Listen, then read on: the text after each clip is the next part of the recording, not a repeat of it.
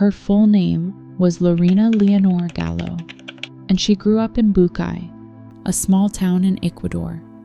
She was the oldest daughter in her family, a good student, quiet, the kind of girl who helped her mother around the house and dreamed of something bigger than her small town could offer. Her family wasn't wealthy, but they were respectable. Lorena was raised Catholic, traditional, with strict values about marriage and family. In her early 20s, she came to the United States looking for opportunity, the American dream that so many immigrants chase. She worked as a manicurist in Virginia, carefully painting nails and listening to customers' stories. She was petite, just over 5 feet tall, with dark hair and a gentle demeanor. Her co-workers described her as sweet, maybe a little naive. She sent money home to Ecuador whenever she could. She believed in love. She believed in marriage as forever.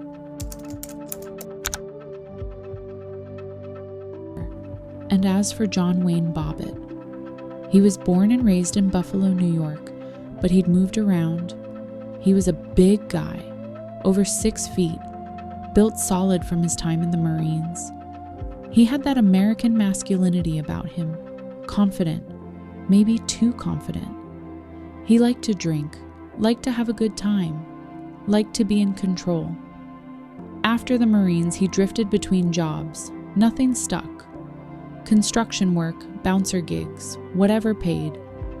He had a temper, the kind that flared quick and hot, but he could be charming too when he wanted to be. The kind of guy who could make you laugh at a bar, who'd buy you a drink and tell you a story. He wanted a wife who'd take care of him, who'd look up to him.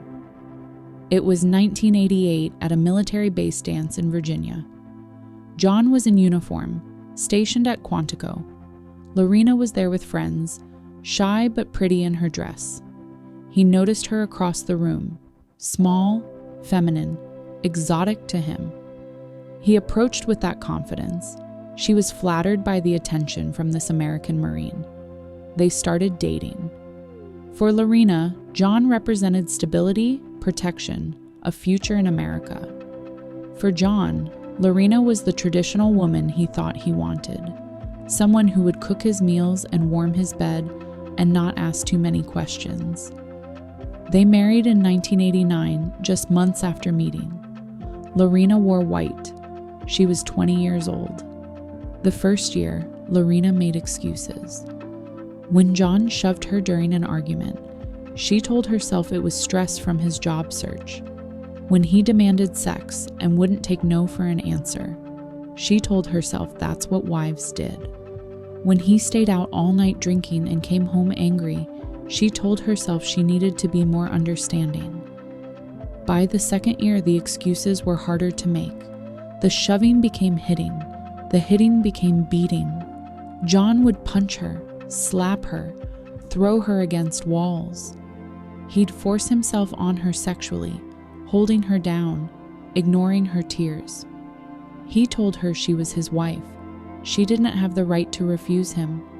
She'd go to work with bruises covered in makeup, painting other women's nails with her own hands shaking. She didn't tell anyone. Who would believe her? Who would understand? In her culture, you didn't leave your husband. In his world, he could do what he wanted behind closed doors. John was cheating on her. She knew it. He barely worked, spent their money on alcohol, gambled away what little they had. When she confronted him, he'd explode. The apartment walls were thin. Neighbors heard screaming. By 1993, Lorena was trapped. No money to leave, nowhere to go. Her immigration status tied to the marriage. She was drowning slowly, one bruise at a time. John came home late, after midnight. Lorena smelled the alcohol on him before he even spoke. She was already in bed, pretending to be asleep, hoping he'd just pass out. He didn't. He woke her up, yanking at her nightgown. She said no. She was tired.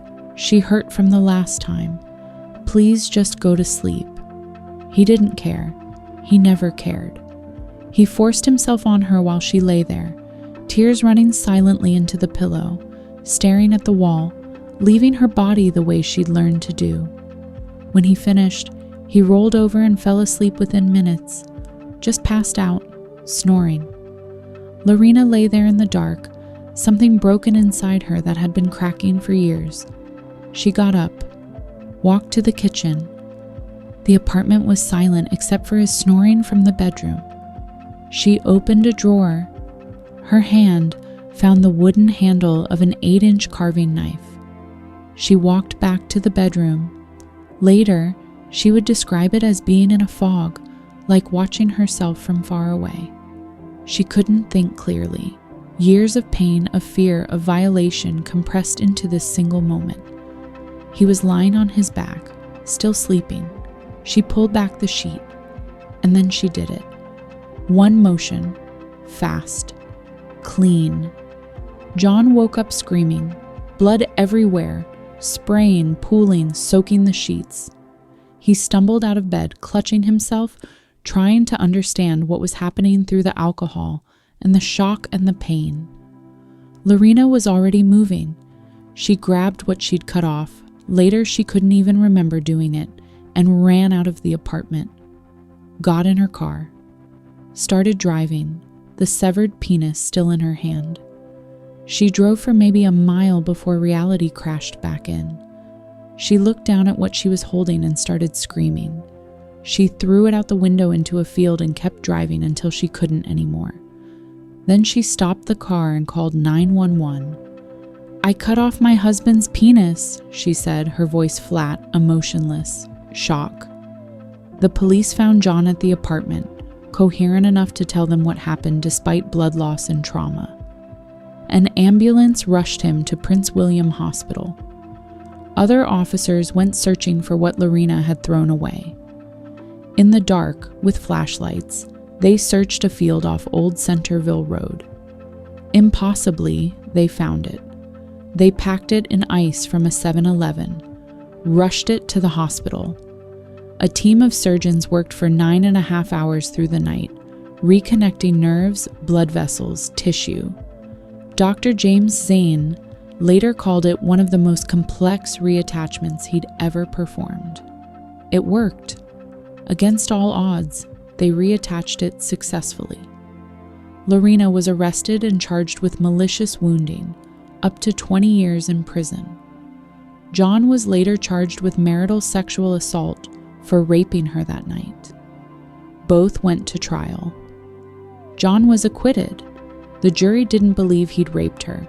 Lorena was found not guilty by reason of temporary insanity. The jury believed that years of abuse had caused a psychological break, that in that moment, she literally didn't know what she was doing. She spent 45 days in a psychiatric hospital and was released. The case exploded into international news, jokes on late-night TV, debates about domestic violence, tabloid headlines, adult films, endless commentary about gender and power and revenge. But at its core, it was the story of two people who destroyed each other. John continued getting arrested for violence against other women in the years that followed. Lorena changed her name back to Gallo, rebuilt her life, and dedicated herself to helping other domestic violence victims. And that night, in June 1993, that moment of blood and screaming and irreversible action became the moment when a quiet manicurist from Ecuador and a former Marine from Buffalo became forever linked in one of the most shocking criminal cases in American history. Some stories don't have heroes or villains. Some stories just have pain and the terrible things people do to each other and to themselves when that pain becomes unbearable. This was one of those stories.